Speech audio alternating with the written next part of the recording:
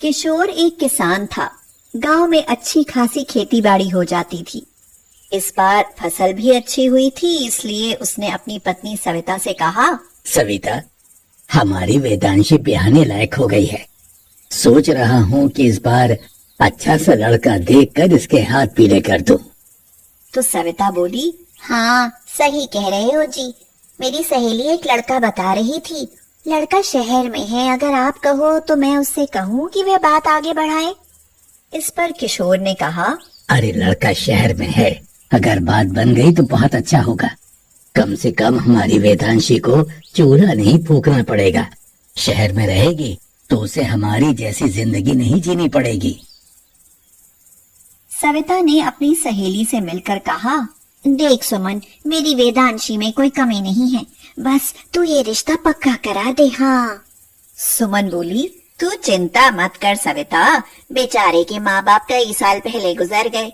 उन्हें एक ऐसी लड़की चाहिए जो उनका घर संभाल ले, और वेदांशी से अच्छी लड़की उन्हें मिल ही नहीं सकती। मैं कल ही उन्हें मिलने के लिए बुला लेती हूँ।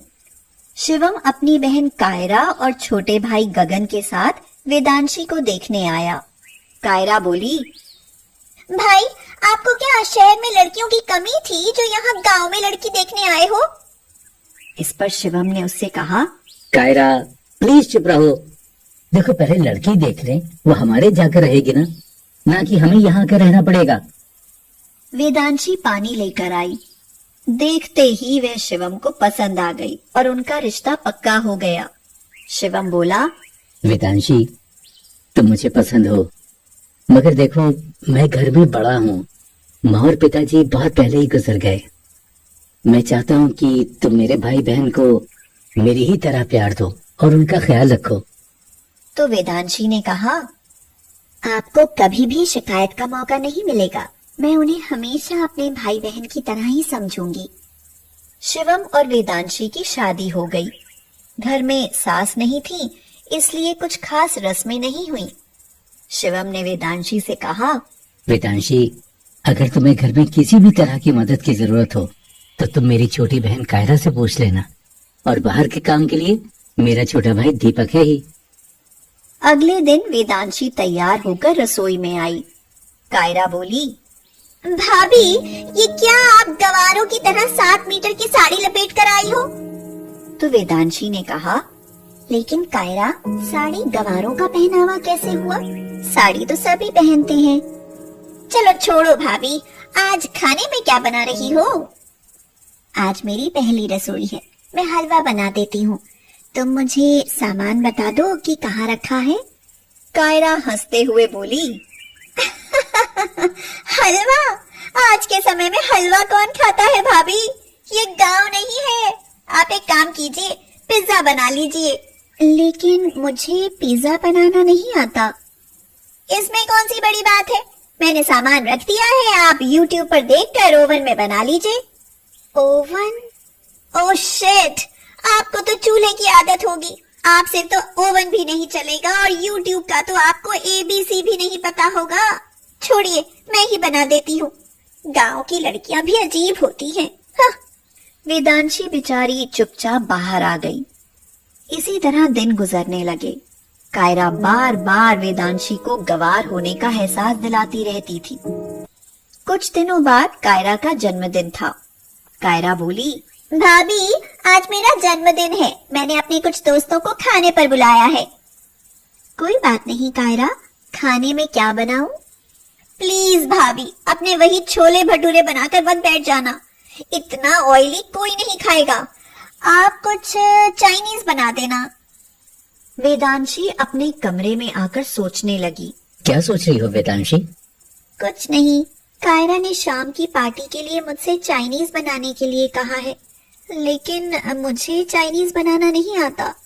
अगर मैं मना करूं तो वो फिर मुझे गवार कहेगी। बस इतनी सी बात। मुझे समय पर बता देना, मैं सब चीजें रेस्टोरेंट से ले आऊंगा। तुम्हें बनाने की कोई जरूरत नहीं। शाम के समय कायरा के सभी दोस्त आ गए। कायरा बोली, ऋतिक, गगन, प्रिया, आओ सब लोग, तुम्हें अपनी भाभी से मिलवाती हूँ। ये मेरी भाभी है वेदांशी। आज पार्टी का सारा खाना इन्होंने ही बनाया है। यार तेरी भाभी तो बिल्कुल बहन जी टाइप की है। हाँ यार, क्या कर सकते हैं, भाई की पसंद है।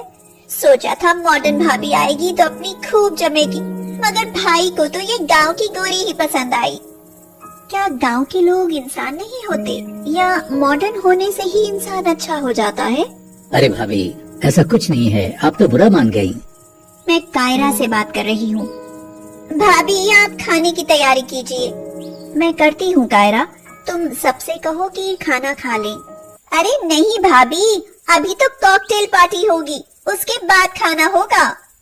क्या कॉकटेल पार्टी? इसका मतलब तुम सब लोग शराब पियोगे? नहीं भाभी, तभी तो कहती हूँ कि शहर की होती तो तुम्हें सब पता होता। इसे शराब नहीं, शैंपेन वाइन कहते हैं। शराब को किसी भी नाम से बुला लो, रहेगी तो वो शराब ही। देखो कायरा, घर में ये सब करना गलत है। अगर तुम्हारे भैया को पता लगेगा तो वो नाराज होंगे। भाभी, भाई सब जानते हैं, वो भी तो इस तरह की पार्टियों में जाते हैं। अगर आपको पसंद नहीं है तो आप बाहर चली जाओ, और हाँ, बाहर से दरवाजा बंद कर जाना। वेदांशी दुखी मन से अपने कमरे में आ गई। शिवम ने उससे पूछा, क्या बात है वेदांशी, तुम इतनी दुखी क्यों हो? तो वेदांशी बोली, आप यहाँ कमरे में आराम से लेटे हुए हैं, लेकिन कायरा कॉकटेल पार्टी कर रही है।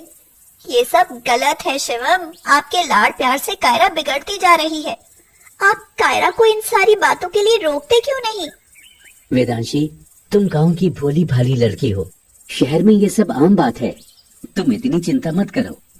रात के 12:30 बज चुके थे। शिवम सो चुका था, लेकिन वेदांशी की आंखों में नींद का नामो निशान नहीं था। थोड़ी देर बाद उसे चिल्लाने की आवाज आई, भाई, भाभी, मुझे बचाओ। उसके बाद वह आवाज आनी बंद हो गई। वेदांशी हड़बड़ा कर उठी और कायरा के कमरे की तरफ भागी। उसने दरवाजे में धक्का मारा तो देखा कि ऋतिक ने अपने हाथ से कायरा का मुंह भींचा हुआ था और वह कायरा के साथ बदतमीजी कर रहा था। वेदांशी गुस्से में बोली, ऋतिक, मैं कहती हूँ छोड़ो कायरा को, नहीं तो अच्छा नहीं होगा। मैं अभी पुलिस को फोन करती हूँ। कायरा घबराई हुई वेदांशी से बोली, भाभी, मुझे बचा लो। सब दोस्तों के जाते ही ये वापस अंदर आ गए और दरवाजा बंद कर लिया। मैंने दरवाजा खोलना चाहा तो ये मेरे साथ बदतमीजी करने लगा। ये जाहिल गंवार औरत मेरा कुछ नहीं बिगाड़ पाएगी कायरा, आज तुझे मुझसे कोई नहीं बचा पाएगा। वेदांशी ने ऋतिक की कमीज पकड़कर खींचा और उसके मुंह पर जोर से तमाचा मारते हुए कहा, आज मैं बताती हूँ कि ये गवार क्या कर सकती है। वेदांशी ने ऋतिक की लात घूंसों से खूब पिटाई करी और कायरा ने फोन करके पुलिस को बुला लिया। ऋतिक घबराया हुआ बोला, मुझे छोड़ दो भाभी, मुझसे गलती हो गई, मुझे छोड़ दो। वेदांशी गुस्से में बोली, गलती तो तुझे तब पता लगेगी जब जेल में चक्की पीसोगे। तभी पुलिस आ गई और ऋतिक को पकड़कर ले गई। कायरा वेदांशी के पैरों में गिरकर रोने लगी और बोली, भाभी, मुझे माफ कर दो, मैंने हमेशा आपको गवार कहा। आज आपकी वजह से मेरी इज्जत बची है, वरना पता नहीं आज मेरे साथ क्या हो गया होता। वेदांशी ने प्यार से बोला, कायरा, तुम मेरी छोटी बहन जैसी हो। मेरे रहते हुए कोई तुम्हें आंख उठाकर नहीं देख सकता। और रही बात मेरी गवार होने की, गांव की हूँ, लेकिन अपने संस्कार और मर्यादाओं को बहुत अच्छे से जानती हूँ। भाभी, मुझे शर्मिंदा मत करो, मुझे माफ कर दो। आज के बाद मैं भी आपके संस्कारों को अपनाऊंगी और आपके जैसा बनने की कोशिश करूंगी। बहुत अच्छी बात है कायरा, मैं आज तुमसे बहुत खुश हूँ। शोर सुनकर शिवम की आंख खुली। वह कायरा के कमरे की तरफ आया। क्या हुआ? मैं तो सो रहा था, शोर सुनकर आया हूँ। कुछ नहीं, आज कायरा को मेरी गांव की होने की अहमियत समझ आ गई है। हाँ भाई, आज भाभी ने ऋतिक से मुझे बचाकर उसे खूब पीटा और पुलिस के हवाले कर दिया।